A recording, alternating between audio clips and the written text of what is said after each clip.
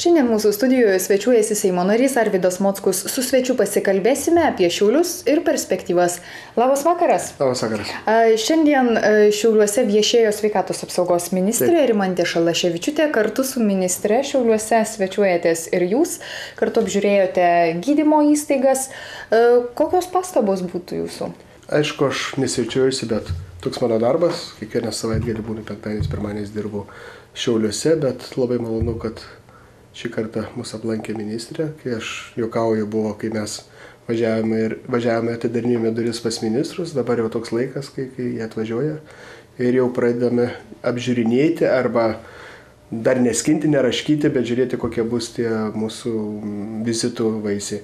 Iš tikrųjų, šiandien ministrė apžiūrėjo naują greitintuvą, kuris onkologinėje ligoninėje yra parengtas darbui. Taip pat važiavome į vaiko ir motinos klinikas, taip, kadangi ten parodyta buvo, kas gražu ir ko dar reikėtų bet dar reikia remontų, reikia investicijų nemažų ir manau, kad su ministre aptarėme, kad bus labai staigiai, ar tai yra labai greitai paruošti norai sudėlioti, kaip jie turi atrodyti, prioritetai. Ir pirmadienį vėl važiuojame su ligoninės direktoriumi ponu Stimevičiu, su Šiaulių meru, atgal jau dabar į ministeriją, pas ministrę ir mėginsime dar kažkiek padėti savo miesto gyventojus. Teko jums aplankyti ne tik gydymo įstaigas, bet praeitą savaitę lankėtės ir laisvojoje ekonominėje zonoje, susitikote su administratoriais. Kokios perspektyvos šioje zonoje, kaip jį vystosi? Iš tikrųjų, tai jau vieną kartą minėjau, kad buvo daug dirbama, daug kalbama, daug investuojama, tačiau nebuvo išspręstas pagrindinis klausimas, tai yra elektros tiekimo klausimas į mūsų lezą. Ir kaip sužinojome, kaip pasikalbėjome su investuotojais, tie, kurie ne tik investuoja, bet ir administruoja šitą laisvą ekonominę zoną, arba kaip neįprasta, bet taip populiaru kalbėti operatoriai yra. Tai jie pasakė, pagrindinis trūkumas ar problema, kad ateitų investuotojai, tai būtent elektros trūkumas.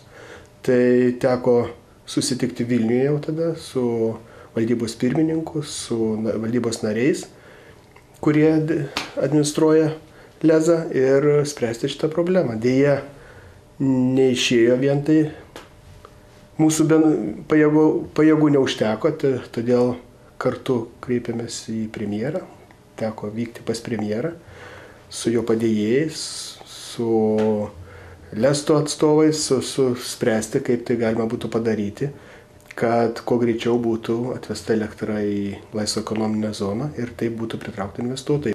Ir taip pat dar buvo aptarti pas premjerą tuo pačiu klausimai dėl namų renovacijos, kadangi vyksta renovacija, dėja stringa truputį apmokėjimai. Tai išsiaiškinome, kiek galime tikėtis ir premjerui buvo galbūt nauja žinia, kad trūksta pinigų, kad jau yra kažkiek išdalinti vos ne iki naujų metų. Tai po to jau sukvietė, kiek žinau, pasitarimą ir manau, kad pinigėlių iki naujų metų dar bus papildomai gauta ir galiu, kaip sakant, nudžiuginti tos statybininkus, tos žmonės, kurie atlieka renovaciją, kad su jais bus atsiskaityta. Na ir artėja Seimo rinkimai, nepaslaptis, jie jau bus po metų. Ar tam jau yra ruošiamasi, ar jūs tam ruošiatės? Iš tikrųjų, tai aš dirbu nuosekliai ir pastoviai.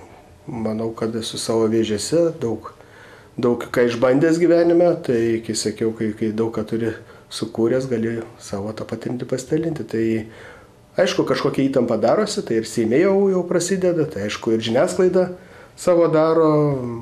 Ir šiandien ne vienas klausia, kas prieš tave eis ar neis. Kažkaip atseit kažkas mums planuoja ar užduotį iškelia, kad 2 laimė 2 apygardose iš 3. Aš tai toks žmogus, kad kam dirbti tada 3, jeigu žinai, kad praloši. Aš dedu daug pastangų gal ir tariuosi, konsultuojuosi ir tikrai dirbsiu daug ir žmonių savo prašysiu, kad Šiauliuose mes turėtumėm iš 3 žmonių komandą.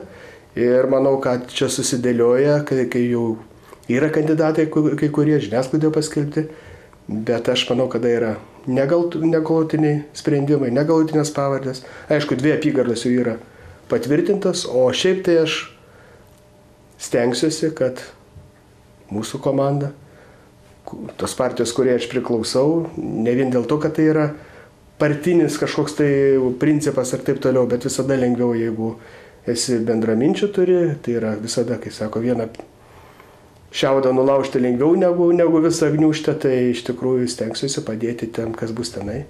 Ir manau, kad turėsime mes protingus, gerus, darbščius žmonės, kurie dirbs miesto labui. Ačiū už pokalbį.